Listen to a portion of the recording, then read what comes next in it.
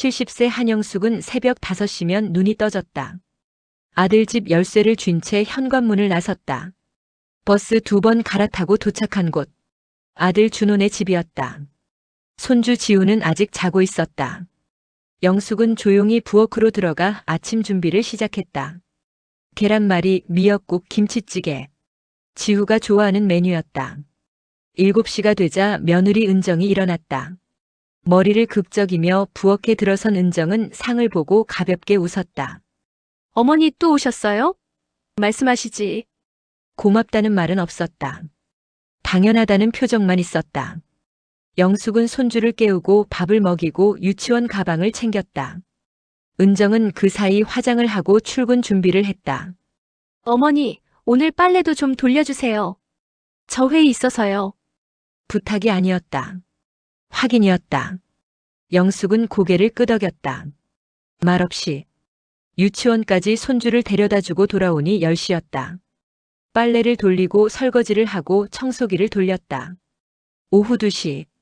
영숙은 소파에 앉아 잠시 숨을 골랐다. 그때 현관문이 열렸다. 은정이 일찍 들어왔다. 어머니, 아직 계셨어요? 놀라는 것도 아니었다. 확인하는 투였다. 빨래 다 됐어요?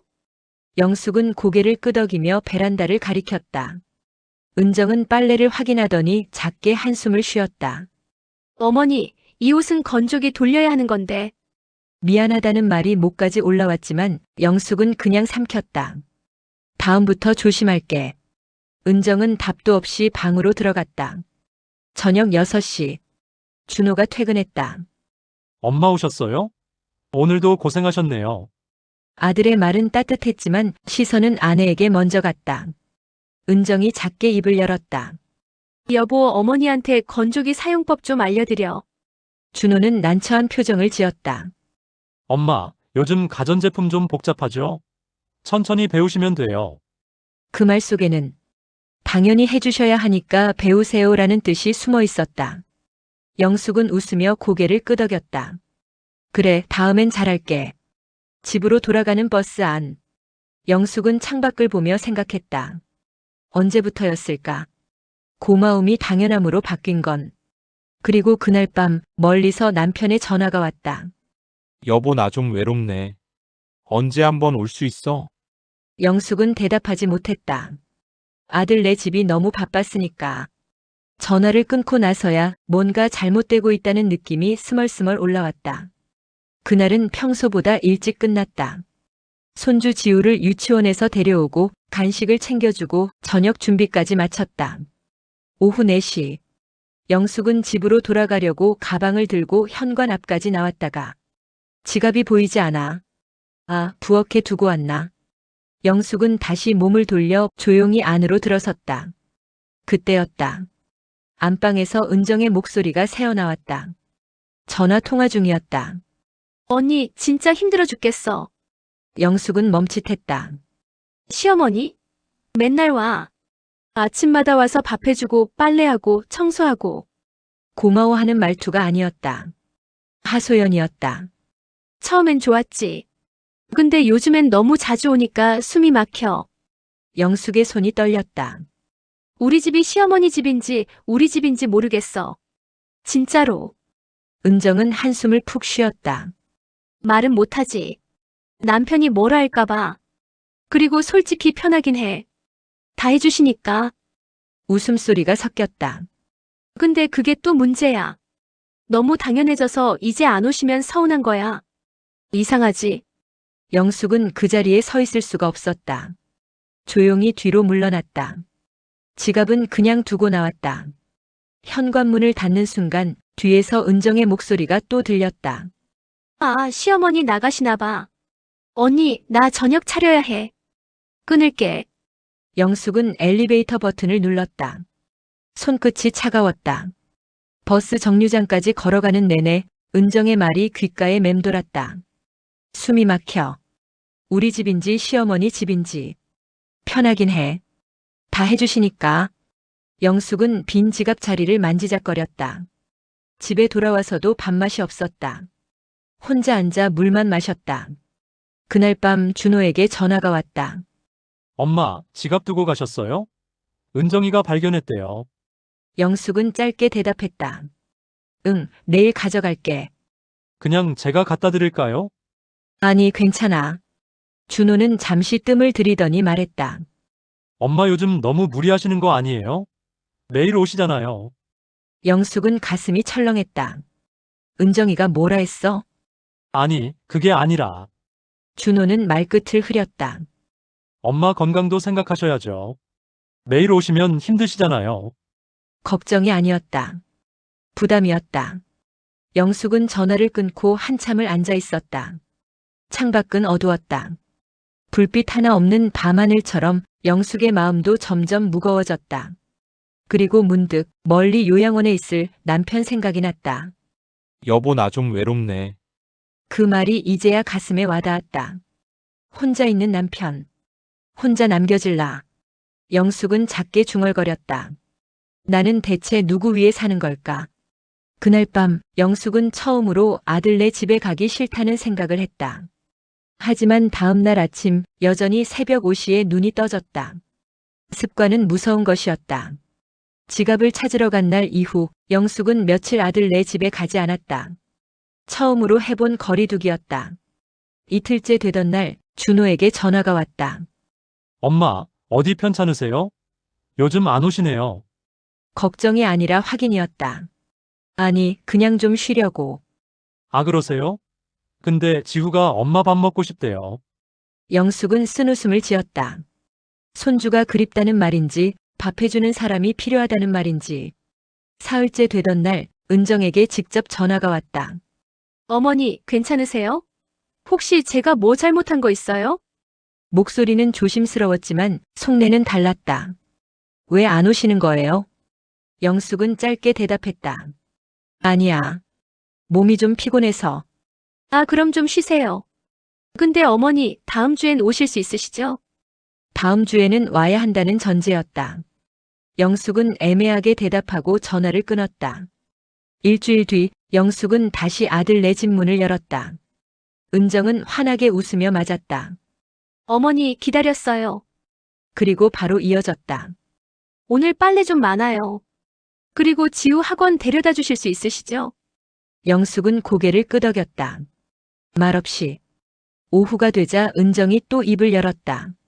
어머니, 제가 요즘 일이 너무 바빠서요. 테이블 위에 종이 한 장을 밀었다. 다음 주부터 지우 학원비 좀 도와주시면 안 될까요? 영숙은 종이를 내려다봤다.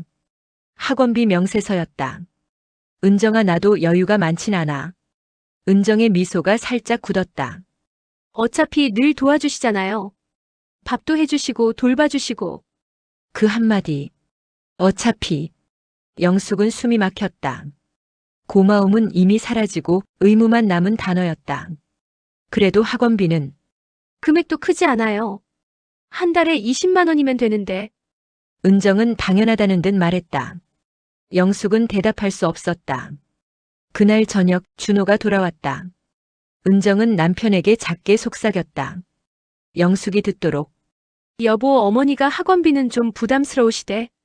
준호는 난처한 표정으로 영숙을 봤다. 엄마 은정이가 요즘 진짜 힘들어요.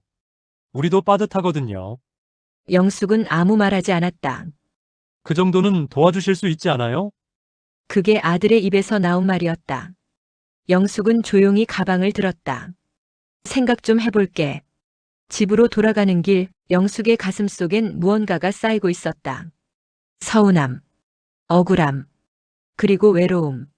집 앞 계단에 서서 열쇠를 꺼낼 때 문득 이 집이 낯설게 느껴졌다. 문을 열고 들어가니 텅 빈 거실. 불 켜진 곳 하나 없었다.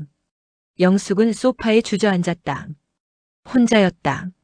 남편은 멀리 요양원에 있었고 아들은 이제 자기 가족만 챙겼다.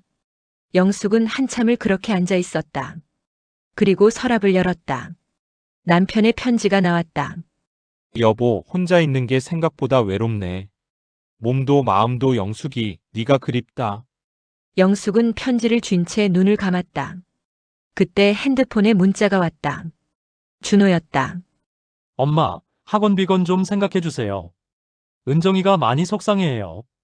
영숙은 핸드폰을 내려놓았다. 답장하지 않았다. 그리고 그날 밤 영숙은 결심했다. 더 이상 이렇게 살 수 없다고. 다음 날 아침 영숙은 아들네 집에 가지 않았다. 핸드폰엔 은정의 전화가 3번 왔지만 받지 않았다. 오후가 되자 준호가 직접 찾아왔다. 엄마, 왜 전화 안 받으세요? 영숙은 차를 따르며 조용히 말했다. 학원비 건은 미안하지만 어려울 것 같아. 준호의 얼굴이 굳었다. 엄마, 우리 형편 아시잖아요. 은정이 일도 불안정하고. 나도 형편이 넉넉하지 않아. 그래도 엄마는 혼자시잖아요. 우리네 키우는데 돈이 얼마나 드는데요? 영숙은 찻잔을 든 손이 떨렸다. 준호야, 나도 살아야 할 날이 남았어. 내 아버지 요양비도 만만치 않고. 준호는 한숨을 푹 쉬었다. 엄마가 그렇게까지 생각하실 줄 몰랐네요. 그 말투. 실망과 원망이 섞여 있었다. 은정이 진짜 속상해 할 텐데. 영숙은 아무 말도 하지 못했다. 준호는 차도 마시지 않고 일어섰다. 그럼 앞으로 저희가 알아서 할게요. 엄마도 편하게 지내세요. 문이 닫혔다. 영숙은 그 자리에 한참을 앉아 있었다. 이틀 뒤 은정에게 전화가 왔다. 목소리는 평소보다 차가웠다. 어머니, 그동안 많이 도와주셔서 감사했어요. 과거형이었다. 앞으로는 저희가 알아서 할 테니까 너무 신경 쓰지 마세요. 오지 않으셔도 된다는 말을 에둘러 한 것이었다. 영숙은 가슴이 철렁했지만 담담하게 대답했다. 그래, 알았어. 전화를 끊고 나니 이상하게 후련하면서도 서러웠다. 그날 밤 영숙은 남편에게 전화를 걸었다. 여보, 나 거기 가도 될까? 남편은 놀란 듯 물었다. 무슨 일 있어? 준호네 괜찮아? 응, 다 괜찮아. 그냥 당신이 보고 싶어서. 남편은 잠시 침묵하다 말했다. 오면 좋지. 나도 내가 그립다. 전화를 끊고 영숙은 작은 캐리어를 꺼냈다. 옷 몇 벌과 남편이 좋아하는 반찬 재료를 챙겼다. 그때 핸드폰이 울렸다. 준호였다. 영숙은 잠시 망설이다 받았다. 엄마, 목소리는 차가웠다. 은정이가 왜 엄마한테 그런 말을 들어야 해요? 준호야, 나는. 엄마가 도와주기 싫으면 처음부터 그러시지. 왜 기대만 주고 이래요? 영숙은 할 말을 잃었다. 나까지 힘들어지잖아요, 엄마. 그 말이 마지막 금을 냈다. 준호야, 나는 내 엄마지만 너희 가정부는 아니야. 영숙은 떨리는 목소리로 말을 이었다. 나도 사람이야. 고맙다는 말 한마디 없이 당연하게만 여기는 게 얼마나 힘든지 아니? 준호는 잠시 침묵했다. 그리고 냉정하게 말했다. 그럼 앞으론 안 오셔도 돼요. 저희가 알아서 할게요. 전화가 끊겼다. 영숙은 핸드폰을 쥔 채 한참을 서 있었다. 눈물이 나올 것 같았지만 이상하게 나오지 않았다. 대신 가슴속 깊은 곳에서 무언가가 끊어지는 소리가 들렸다. 영숙은 캐리어 손잡이를 꽉 쥐었다. 그리고 결심했다. 떠나자. 이 집에서, 이 관계에서. 나를 지키기 위해서. 새벽 영숙은 짐을 싸고 집을 나섰다. 아무에게도 말하지 않았다. 목적지는 남편이 있는 작은 도시. 버스에 오르며 영숙은 뒤를 돌아봤다. 익숙한 동네가 점점 멀어졌다. 그리고 처음으로 영숙은 가벼운 마음을 느꼈다. 버스 안 영숙은 창밖을 바라봤다. 서울을 벗어나자 풍경이 달라졌다. 높은 건물 대신 낮은 산들이, 복잡한 도로 대신 한적한 들판이 펼쳐졌다. 영숙은 가방 속 남편의 편지를 꺼냈다. 여보, 혼자 있는 게 생각보다 외롭네. 그 문장을 다시 읽으니 영숙 자신도 똑같이 외로웠다는 걸 깨달았다. 아들네 집에 매일 갔지만 정작 영숙은 혼자였다. 필요할 때만 불렸고 당연하게 여겨졌고 고마움은 의무로 바뀌었다. 버스는 3시간을 달렸다. 영숙은 그 시간 동안 지난 몇 달을 곱씹었다. 언제부터였을까? 은정의 어머니 손이 더 빠르잖아요가 준호의 엄마는 원래 그래가 당연함으로 굳어진 게 요양원 앞에 도착했을 때 해가 뉘엿뉘엿 기울고 있었다. 영숙은 캐리어를 끌고 안으로 들어갔다.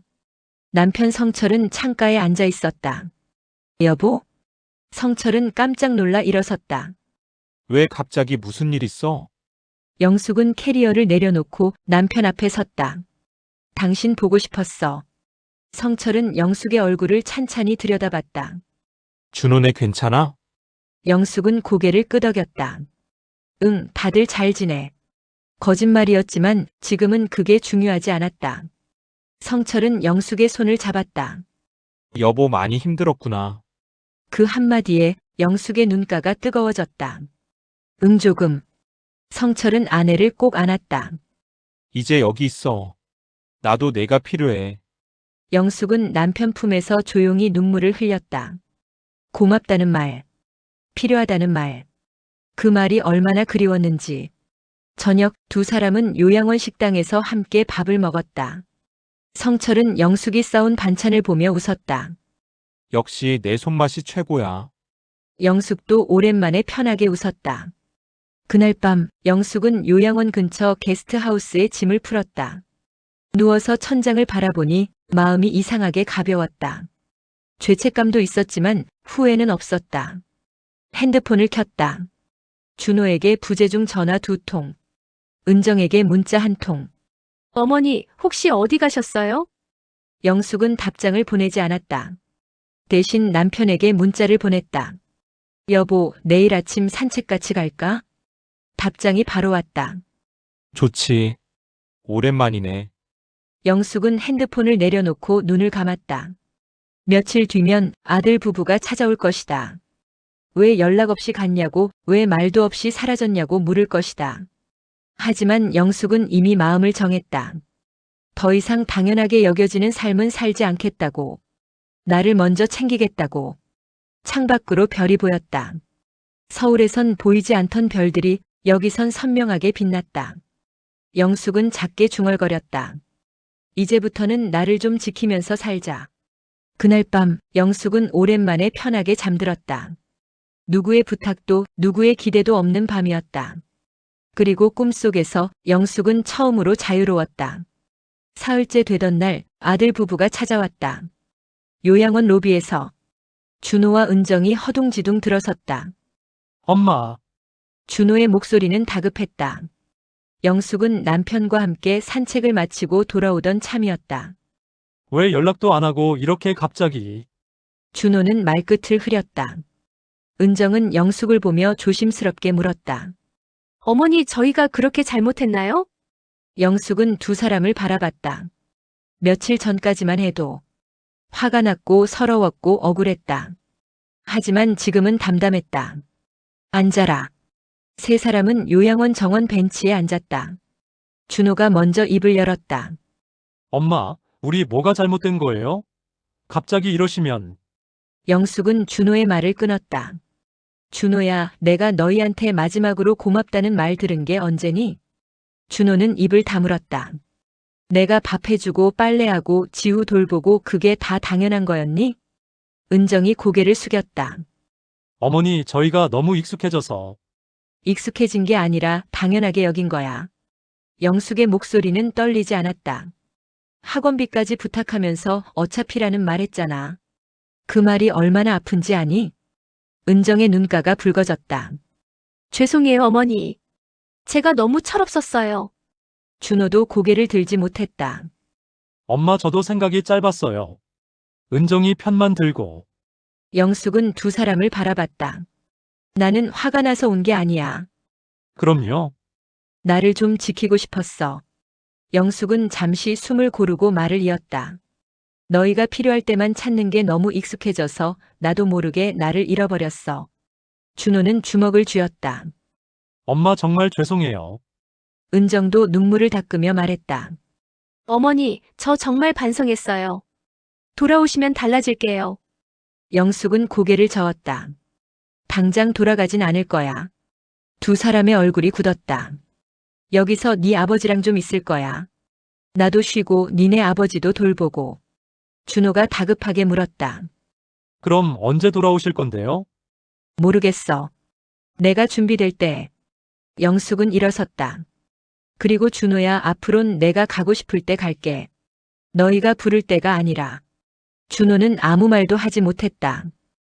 은정은 영숙의 손을 잡았다. 어머니 정말 죄송해요. 이제라도 깨달아서 다행이에요. 영숙은 은정의 손을 가만히 잡았다. 은정아, 나도 미안해. 경계를 못 그은 것도 내 잘못이야. 아니에요, 어머니. 제가 잘못했어요. 영숙은 두 사람을 보며 말했다. 이제부터는 서로 아끼면서 살자. 당연하게 여기지 말고. 준호가 고개를 끄덕였다. 네, 엄마. 꼭 그럴게요. 두 사람은 한참을 앉아 있다가 일어섰다. 돌아가는 뒷모습이 어쩐지 작아 보였다. 영숙은 그 모습을 바라보며 생각했다. 이게 맞는 걸까? 하지만 가슴속 어딘가에선 확신이 들었다. 나를 지키는 것. 그게 가장 먼저였다. 요양원으로 돌아가니 남편 성철이 창가에 서 있었다. 어땠어? 영숙은 남편 옆에 섰다. 힘들었지만 필요한 대화였어. 성철은 영숙의 어깨를 감싸 안았다. 잘했어, 여보. 영숙은 남편의 품에 기댔다. 그리고 처음으로 마음이 편안해졌다. 한 달이 흘렀다. 영숙은 남편과 함께 작은 도시의 하루를 배웠다.